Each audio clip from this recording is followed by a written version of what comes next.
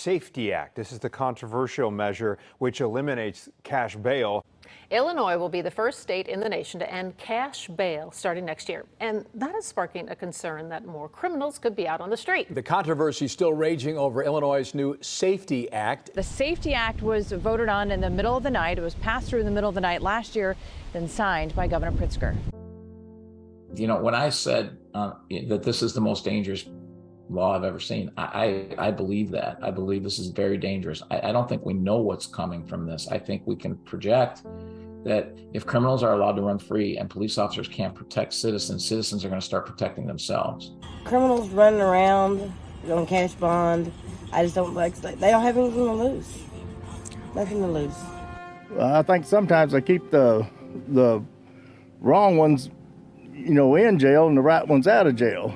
I think it's stupid. I think I've worked for the system for 28 years, and I think it's about the dumbest thing Illinois has come up with so far.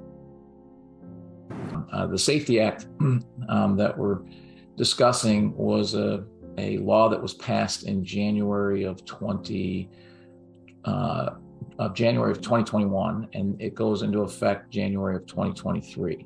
It talks about criminal justice reform. It talks about police reforms. It talks about bail reforms. It talks about judicial review. It talks about elections. So it has all of these different things in it. I think that's it's been challenged several times. I think over a dozen times already it's being challenged in court. The whole thing is concerning to me because it was just a potpourri of everything, and it didn't bring law enforcement, judges, it didn't bring all the stakeholders in place. But I think the things that stand out as being, you know, most egregious and most dangerous right out of the gate are the no cash bail.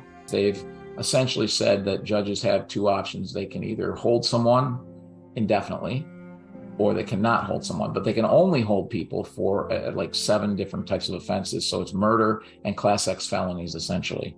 So things like second-degree murder, aggravated assault, aggravated battery, arson, threatening a public official, aggravated discharge of a weapon, those are things that are not that are not part of those categories, so they cannot be held unless a judge finds a specific that they're a flight risk, but you can't use any past history of not showing up so how can you possibly prove that they're a future flight risk, or they're a threat to a specific person. So threat to the public is not an issue. So if someone's on a robbery spree that's random, they're not a threat to a specific person. They're allowed to walk free. The other thing that it's talked about but is buried in here is that trespassing was lowered to a Class B misdemeanor from a Class A misdemeanor, and Class B and C misdemeanors were rewritten to say that officers shall issue a citation, which in legal terms, shall is a really important word. It means that they must issue a citation, means they can't put a hand on somebody. So in other words, they can't remove a trespasser from someone's property. So now they get to stay on that property, in that business, on your property, at your house, etc.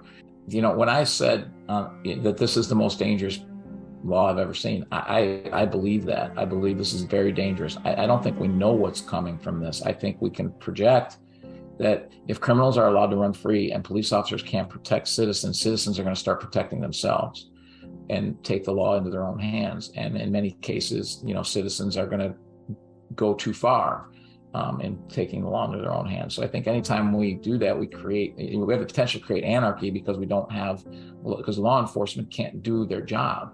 And then people feel that they have to do that job. And people aren't trained in the use of force. They're not trained to de-escalate situation. They're not trained to do these things. So, you know, lots of bad things can happen out of this, and it could potential to spiral out of control relatively quickly. I don't know what they hope. I mean, I think if you look at it, what they hoped it would do is basically, it was basically to allow criminals to go free. I mean, it's just the whole criminal justice reform. The criminals shouldn't be held. And I think that's absurd. And it basically prioritizes criminals over law-abiding citizens and police. That's not to say that there aren't needed reforms. But the answer is not to just basically get rid of our criminal justice system and allow criminals to run free. That is not the answer. We have to keep violent criminals behind bars. I really hope that this thing gets repealed. I hope the voters wake up and do the right thing. I mean, their votes matter. They really do matter, and you can really make a difference in this particular bill by voting. And like I said, by voting the people out who voted for it, and by voting out the governor that signed it. And that's how it gets changed.